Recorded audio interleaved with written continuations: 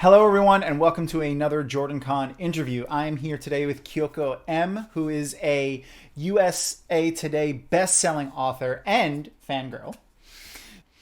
She's the author of the Black Parade series, which is an urban fantasy series, and of Cinder and Bone, a science fiction series. Maybe you've seen her at Geek Girl Con or Dragon Con or Blacktastic Con or MomoCon or Multiverse Con, but soon she'll be at JordanCon. She's also a contributor on the Marvel Comics Black Panther Tales of Wakanda anthology that came out in 2021, right? Yep. Oh, that's so cool. So thanks for coming and hanging out with me today, and I am happy to see you, so thanks for coming. Absolutely. Thank you for having me. I was really excited to come back, and I can't wait to see everybody out there at JordanCon. Yay! All right, so jump right into it. Marvel Comics, what I can't imagine working for the mouse, but what's it like to work for Marvel? Is that was that a good experience or?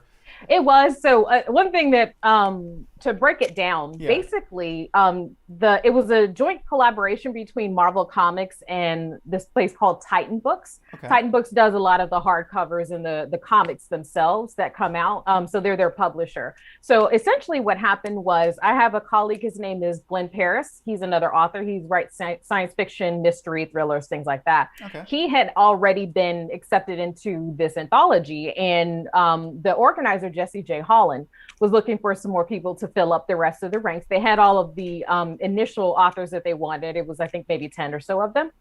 And so he was saying, hey, if you have anybody to refer that you think would be a good fit, go ahead and send their information. And so he contacted me, and then I met with Jesse. And Jesse gave me the outline of okay, well, if you want to pitch a story, this is the word count. These are the characters we already have stories for. So you would need to pick from this pool. And he gave me a list. That's pretty cool, though. Yes, I was going to say, because the funny part was initially I was thinking about writing something for Shuri, but he was like, oh, yeah, sorry, we already got full up on the Shuri stories. I was like, oh, that's okay. I would love to write I'd like to write for anybody here. And so after he gave me the list, I realized that Okoye was open, and I was like, "Yay, she's my favorite!" I love the actor that's playing her in the movie. Denai is so phenomenal. I mean, every second of Black Panther was incredible. But every time she was on screen, I was like, "See, this is how I vibe. I am cold, sarcastic, but loving to everyone who knows me personally." She was my favorite immediately. But the difference was they did note that while the popularity of Black Panther definitely came from the film, the anthology is based in the comics. And so that was the other parameter that they gave us. He said that it's perfectly fine to create a new story. Just make sure that, one, you're not doing crossover, nothing too heavy. So for example, I think Glenn Paris's mentions Atlantis. So there were littler things, if you wanted to mention them, it could be in there, but you couldn't do something of course, my brain went to Thor because I'm a Thor fangirl. I actually have started a fanfic of the two of them, romantically linked. I was like, dude, if he met her, he would be done. Thor would be absolutely in love. Yeah, I would say she's a warrior even above Thor. Just absolutely. Her level. Absolutely. That was what the fic was about, is he was literally getting lessons from her about the spear. Damn. Oh yeah, absolutely. I was so into it. But anyway, so that was one of the parameters of okay, well, you can't do crossovers, but if you do smaller references, that's okay. So what I ended up doing was creating a story from scratch. So my story is called Ukubamba, and that means to catch or to procure, to take, and that story is about, there is a child that was taken from Wakanda by some human traffickers. And so T'Challa comes to Okoye and says, hey, I need you to look into this case and try to get her back before they get her outside of Africa. Yeah. And so the short story is about her investigating to bring the little girl home to her mother. That's awesome. I enjoyed it. It was really funny because I came on late. It was I don't know, within 6 months of the deadline for when they had to turn everything in. And so he gave me a week to write it. I was like, alrighty then. Okay, no big deal. So I spent the first 3 days doing research on the comic books and the different lineups and things that they had, because I had the idea, but I wanted it to be filled in and feel very realistic to how Okoye is in the comics. And then after that, I went and wrote the first draft in I think a couple of days, and then I passed over one more time, sent it to him. And what was really amazing is that he sent it back after it went through him and his editors. There was one edit. And it was that is a feat in and of itself, no matter what medium you're writing in. I was shocked because, again, this is a level of writing that, I mean, this is my first time being with a publisher. Yeah. And so I'm thinking they're going to ask me to change all these story bits or names or no, it was one line. And all it was I had left out a small detail that was mentioned further up. Just add that line and it was done. There was nothing else. I was like, that's amazing. It's a Marvel property, so like, you know, who knows how many hands and eyes that has to pass in front of it, and that's it. Like that's like I said, that's a feat in and of itself to just come back with one edit. Like, that's awesome. That was so cool. I was so flabbergasted. And even that they accepted the story at all. I mean, I pitched it. It didn't necessarily mean they were going to like it, but they did. Hey, it sounds cool. I want to read it. I honestly, I know I'm probably going to lose my nerd card on this, but I haven't been into comics in the longest time. Like, I've had such a tough time reading them, but. Well, it's completely understandable because the thing is they're ongoing. So I always say that when people go, oh, I really haven't read your book. It's okay. It's a book. It's always going to be there for you. It's not going anywhere. And comics are like that as well. It's always going to be there for you to pick it up when you want to get there. Like on my book, you can't see, of course, because of the background, but my bookcase is right here. Thank you. It's my cover. Yay. I have a big old pile of comics here that were stuff that I would just walk into a Barnes and Noble and be like, okay, let's see what we've got. And then I'll just go through and go, okay, I'll grab this for now. And then, you know, you can always pick up and complete the whole collection later, or just read that one. Or it definitely is something that can be like super consuming too. So I never fault people for it. So writing for like a comic book, how does that work with like the art? So does someone just take your story and then put art panels to it, or? Oh no, so it is just a short story that's a part of okay, I got you. That's what I was. It was not turned into a comic, or as of yet they haven't mentioned anything like that. Okay. There's no spin-offs so far. There is an audiobook, a hardcover, and then they're planning to do the paperback pretty soon, which will be cool. That's awesome. But it's just a short story that's inside the anthology with the other ones. Yes. Gotcha. That's really cool though. That's so awesome. Absolutely. I mean, like, so obviously you're a comic book fan, and I'm guessing you've been a Marvel fan for a while. Like, how is that how did that feel to like be asked to participate in this world or in a world that you've been a fan of? How did that feel? It was so cool because it's like one of the like things on my bucket list. I've always wanted to write for either DC or Marvel. I was a DC fan, as you can see here. Oh yeah, tattoo. Nice. My wife is a huge Batman fan, so because he's wonderful. It's true. He's such an awesome character, and so I grew up with DC. And then by the time, so most of the Marvel comics I read as a kid were X-Men, because it was at least in my area that was the most accessible. Like my cousin had a lot of those. I read a handful of different titles, like The Death of Superman. We had a little Silver Surfer, just kind of stuff that my dad had collected. Yeah. And then anything, when I had some allowance money, I would, like I said, go into a bookstore and just like kind of grab what was in my price range and read some of those. Yeah. And so, like I said, a lot of the Marvel stuff was introduced to me through the films. I was always aware of these different characters, but it was getting to see them in context of what they're like. And so after that point, I kind of picked up on the different things between the movies and the comics that I enjoy. Like I have some Deadpool stuff here because I knew about Deadpool before he was popular. So that was the funny part. Yeah. You know, growing up as a teenager, knowing this really funny, violent, weird character, and then suddenly he just blows up, and everybody thinks he's cool now. It was just weird. Yeah, it's like the Wheel of Time is now with the TV show. It's like I was gonna say it must be really interesting for you guys to just see it now. It's mainstream, so you can see how people react to it differently. It's also just weird, like watching the show, just like hearing the characters be like, Perrin, come here. I'm like, that person just said Perrin on TV. Like, what the hell? Mm-hmm. Oh, it's mind-blowing, but to kind of go back to the question, sorry, is how it felt. It get a couple of nerds together and we just go off on tangents forever. I met this guy at Multiverse after my panel. We talked for 3 hours straight. That's the level of nerd that I am. I can go if you let me. Oh man, well you'll be in good company. I promise I won't. I'll try not to keep you up too late at BarCon. No, not a problem. Trust me. I don't sleep anyway. I'm an insomniac. Nice, me too. But yeah, that was really it. It's just, and I joked because I had practice because I'm a huge proponent for fan fiction. I've written it since middle school, and I still do. I write thousands and thousands of words of fan fiction because it just comes to me. Yeah, like it just great. Ideas just pop in my head, and I just go write them out. You got to get them out. Yeah, you do. Otherwise, it'll just circle in your head forever and ever. And so that was kind of the thing of like, oh, at least I'm ideally suited for this because I've written all this Marvel fan fiction. That's great. And now I'm just going to do it in a professional sense. That's so cool. That is so cool.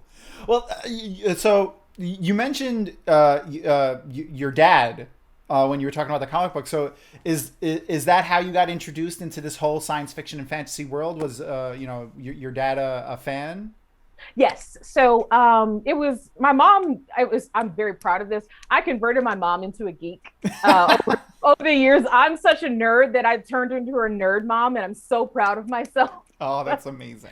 A lot of it came from, they used to read to us when we were kids, when we were little every night. And so we already grew up liking books. And so it kind of just merged into comic books. So we would read, graphic novels and Judy Blume, little books. And as we progressed to other stuff, that was kind of included in the same things that we would get to read when we were little. So yeah, he's always been into, like, it was funny. We grew up, we weren't Star Trek people and we weren't Star Wars people, but we did actually like science fiction movies, but it was more like independent things. Yeah. So, I mean, and some of them are by today's standards terrible, but so for example, we loved the 1998 Godzilla because at the time there wasn't really any kaiju films. I mean, it was the original lineup that were made in Japan, but over on our side, you don't get monster movies that much. Yeah, no, and it wasn't like a guy in a costume in a miniature set. It was like a theatrical, big budget movie. I mean, Matthew Broderick, like. Yeah, so that was the sort of things that we would always go together to see, and we did grow up with most of the animated series my parents like to watch. So, Transformers, Beast Wars, and X-Men, and Spider-Man, Batman the Animated Series, Justice League, all of the nerdy stuff was stuff that my parents actually did like to watch with us. That's amazing. So, I'm kind of jealous of your parents. I want they're great parents. Listen, I love my parents, but they were not nerds at all. So. Like I'm a little jealous. I am very lucky. Trust me. I absolutely didn't think I would get this lucky to have nerdy parents take me to go see stuff like Jurassic Park and what have you. Yeah, that's great. Oh, well, I mean, all right. I'm sure we can gush all day about all of this stuff, but I got to talk to you about your stuff. So you write urban fantasy. I love urban fantasy. Mm-hmm. The one thing that I really, really like about urban fantasy that always catches me when I read a new urban fantasy book is how the author takes the real world mythology or real world events, religions, traditions, and stuff like that, and works it into their world. How they, subtle changes or tweaks to make it fit into their world. Is there anything like that in your books, or is there anything like that you like or don't like about other urban fantasies or urban fantasy in general? Sure. So actually, the conception of the Black Parade is two different things. So one is Paradise Lost by John Milton, which I attended the University of Georgia, and I have a bachelor in English literature.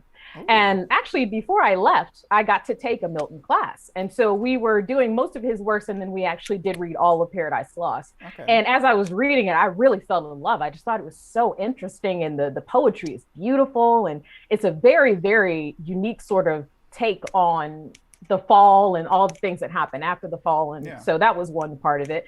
The other, I'm going to get a little flack for this because I always do, was from the 2005 Constantine movie. I love that movie. It was so good. I am familiar with Hellblazer, and I knew it was absolutely nothing like it. Yeah. But what they did with it was so interesting. I just 100% agree. I loved it. I loved everything about it. I loved it. It just, and again, if you think about the uniqueness of, not only was it an urban fantasy, but it had horror elements, and we don't really make films like that. Oh no.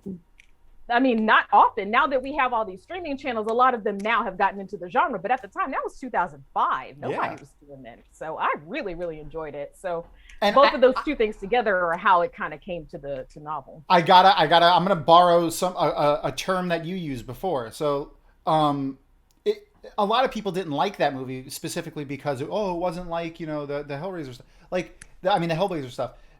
That book will always be there. That'll always be there. You can always go back and read it. Take this as something new and stuff like that. That's a great that's a great way of looking at it. Like that, it's always going to be there. You could use that for the Wheel of Time show too. Like there's a lot of people that are upset that there's changes. Those books will always be there. Those books are not invalidated, and it's the same. The same goes with that. That's a great way to put it. Thank you for giving that to me. It's a gift.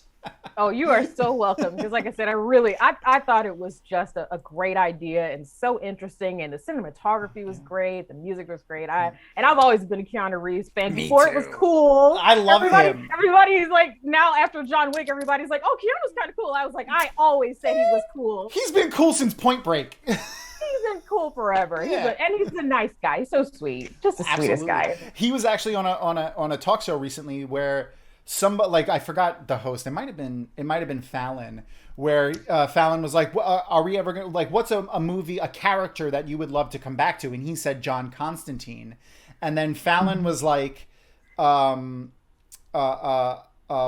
can't you make that happen?" And he said, "I've been trying." He turned to the camera and went, "I've been trying." Like that was so. I mean, it's good to know that he's fighting for it, but it's also sad that people don't want to do it, I guess. I don't know. Well, the thing is, and he's right, because the actors can be in line. That's how we didn't get to finish the Hellboy trilogy. I will never let that go.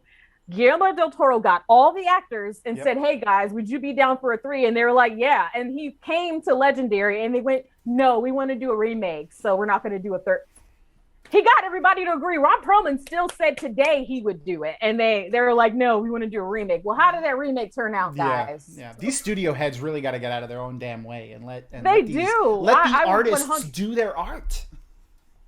I mean, they can make it happen. They can make it happen. But if, some guy in a suit who's looking at a chart says, "Well, I don't think it's going to be profitable," and then we don't get our Hellboy movie. Yep. I mean, if we listened to those people, we wouldn't have ever gotten the 2004 Iron Man either. So. Oh no, we would not have. Yeah. Not even close. They don't want to listen to that kind of stuff. It's always the geeks, the people who love this stuff that get it off the ground. Absolutely. So back to your stuff. Can you give us, like, I hate to say the term, like, give me an elevator pitch about your book, but as someone coming in who doesn't know your stuff, how would you introduce the Black Parade, for instance, to a new reader? So the reason I brought up Constantine is that I kind of decided what if I took that concept, except it was a woman, an Afro-Latina woman who's very cranky and life is not going very good for her. So the concept is that Jordan Amador, who's a waitress that lives in New York, she accidentally shot and killed a seer. A seer is somebody who can see and hear ghosts, angels, and demons. And after she killed this person, she's sentenced to help 100 souls cross over to the other side, or she's going to go to hell. And so basically what the first book is about is her, finishing up these cases as she's approaching her deadline, where she's got to get it done or she's going to hell. There's nothing she can do. And she bumps into Michael. Michael is a poltergeist, which is different from the people she normally sees, because the ghosts that she sees are, the kind that pass through things. They can't interact with their environment things. Well, he can touch stuff. So as soon as she sees that, she's like, "Oh, there's something up with you, because I've helped, 99 other dead people and they can't do that. So what's going on with this guy?" And so she decides to pick up his case as number 100. And they start to accidentally unravel this gigantic conspiracy by the demons, that they've been running behind the scenes and doing different things. And so it's about the two of them trying to solve that case and get it all wrapped up before her deadline. That's pretty cool. That sounds awesome. Like that I feel like that's like a monster. That's like a show right there. Like a monster of the week plus an overarching storyline. Like I would watch that on Netflix right now. Oh yeah. Hey, if you find anybody that wants to make it, I'll do it. I'll write the episodes. I'll consult, whatever you want. Oh man. All right. Well, in your bio, I also saw that you're a fan of tabletop RPGs, anime. what is something that you nerd out about? Like, what's something that you get into, other than, I mean, we've talked about fan fiction and all the stuff like that, but, something like that, I guess that you nerd out about, something that you're passionate about.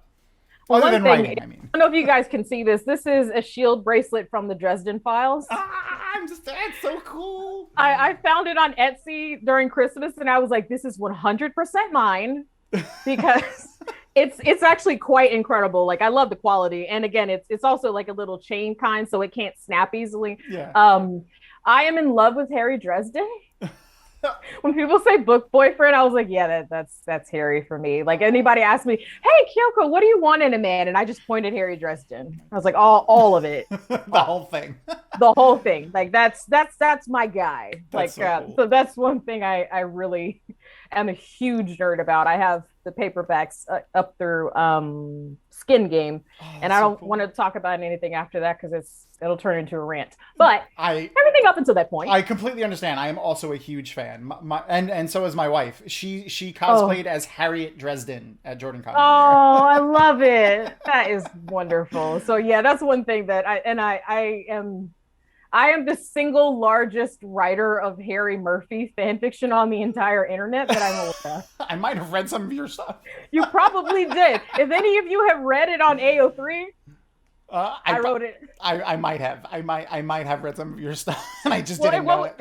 In a funny story. So again, I've been writing this collection because again, he went on a hiatus forever. So I'm sitting here, with no content, and I just started a collection of, one shots for Harry and Murphy, and I kept writing, and eventually someone commented, and another one of my friends was like, do you know who that is? I was like, what? I was like, she's in his beta team. I was like,